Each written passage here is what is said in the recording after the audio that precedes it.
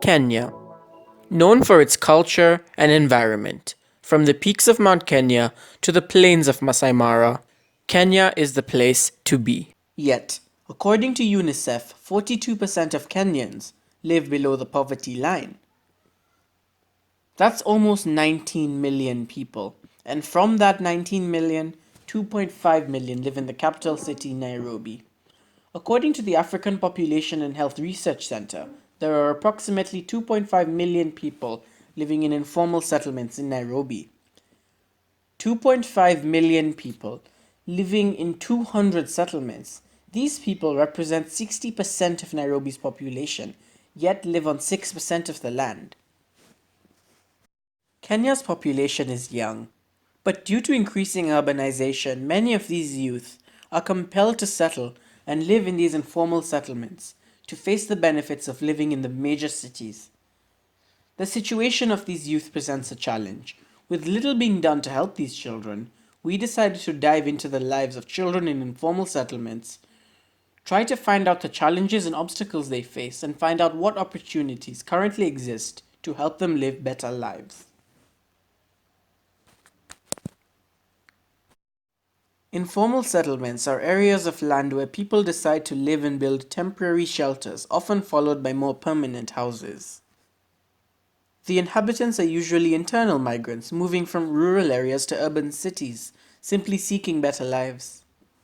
Some inhabitants are people who lived within the city and are not able to pay rent and are forced out onto the street.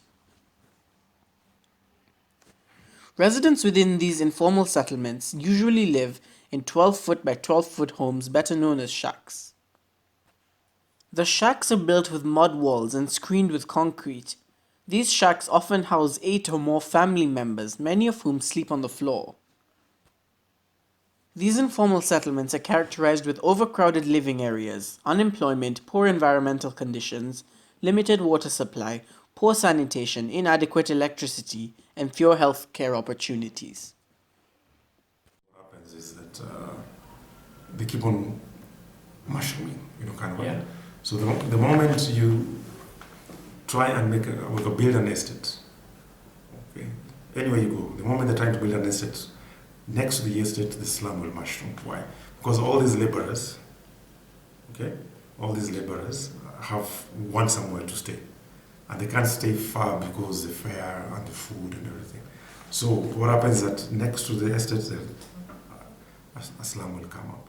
And within a short time, it's like it has. That was Mr. Clifford Oluoch. Mr. Clifford is the head teacher of Premier Academy Prep School, Nairobi, Kenya, and the founder of Shule Mtani. Shule Mtani is located in the deep sea slums, Nairobi, and is a home for street and slum children who can come to the center and learn and be taught valuable skills. Deep Sea is in Nairobi's northwest Westlands division. According to Amnesty International, the first group of residents moved there in 1962 onto what was untitled public forest land. Today, an estimated 7,000 people are said to be living on 33 acres of land, most of them being tenants. I visited Shule Mtani and met with some of the children who have grown up in the slums. Daily feeding program, which happens at deep sea slums in High Ridge. But the daily feeding program also doubles up as what we call Shule Mtani. Shule Mtani is a Kiswahili word for school in the local, right, in the neighborhood. And why did it come about as Shule Mtani?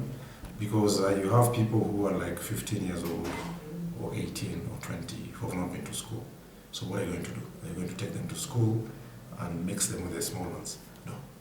So we started a school for them in the slums. And basically, I invite teachers to come and work with them. Volunteers, mainly volunteers. Right? So Shule Mtani is one component. What we do with Shule Mtani is they cook for themselves on a daily basis, right? And a group of about 25 to 30 street guys, they use that particular center as we call it base. Base is where they hang out.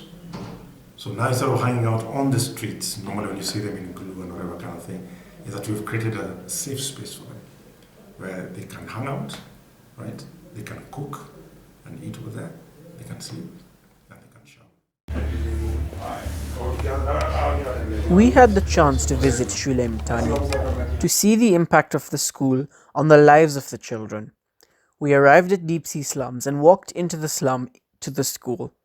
The school contained 4 rooms, 1 kitchen, 2 stores, and 1 classroom.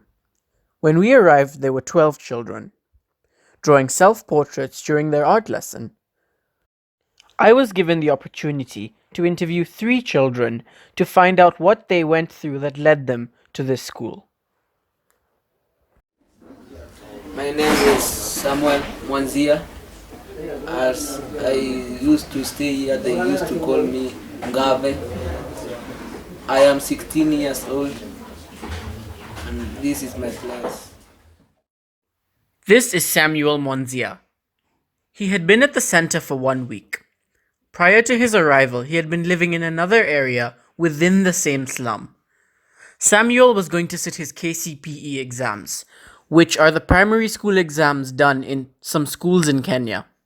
However, because his parents hadn't paid his school fees, Samuel was chased away from school by the head teacher.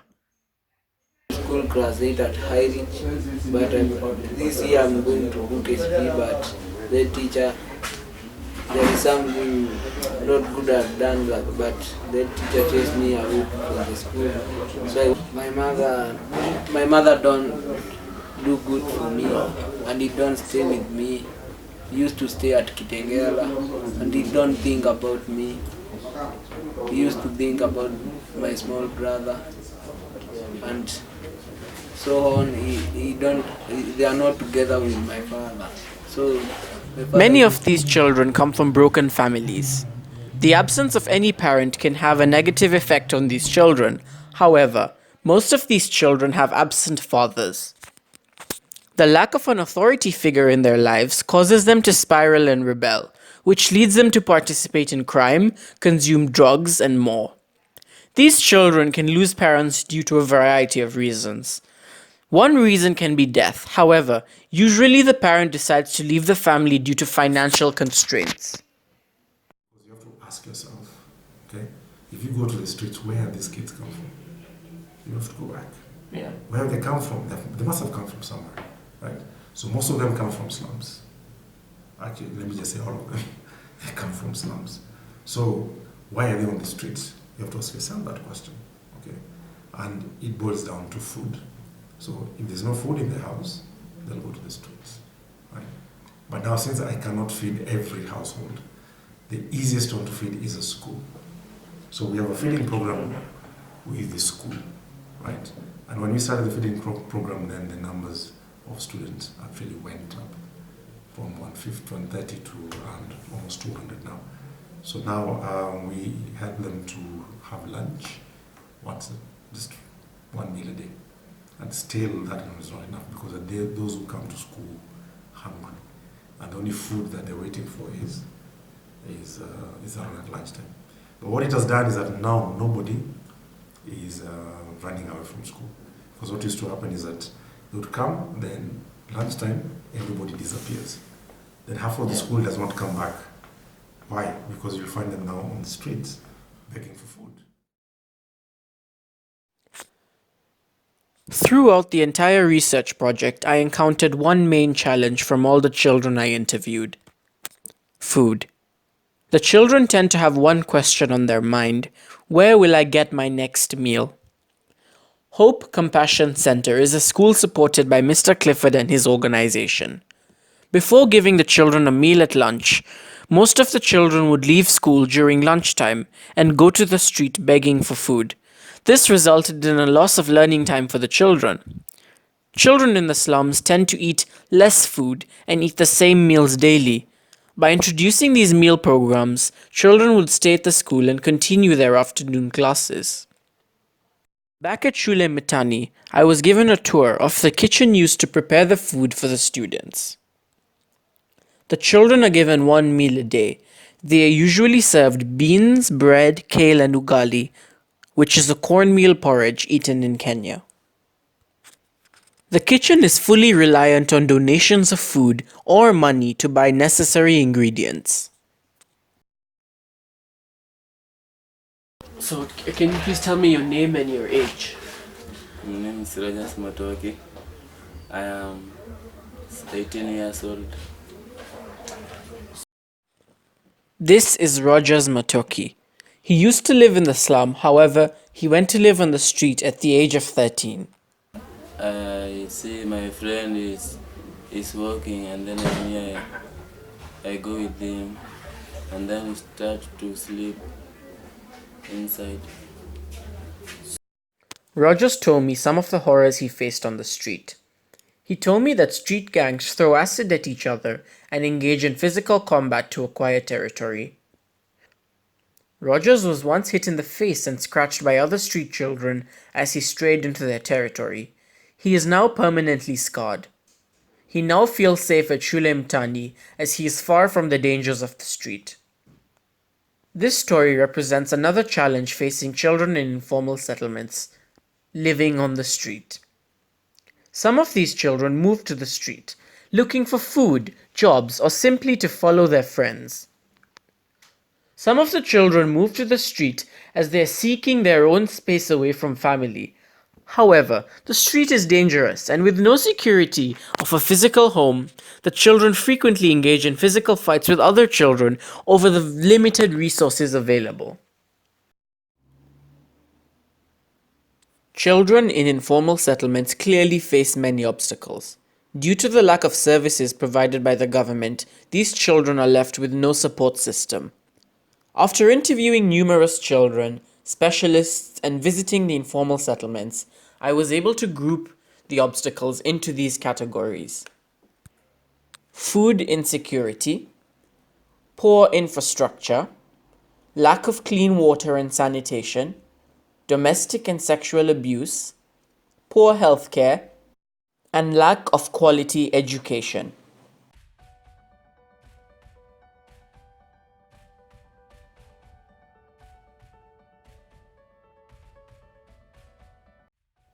These children are facing serious challenges. I urge you to view the Facebook page of Homeless of Nairobi and Lifesong Kenya to find out the activities they are doing to help the children and how we can all assist them. These children are being neglected, an entire generation growing up in these conditions right under our noses. It's time we recognize the challenges they face and help them. No one should be left behind, especially the future generation.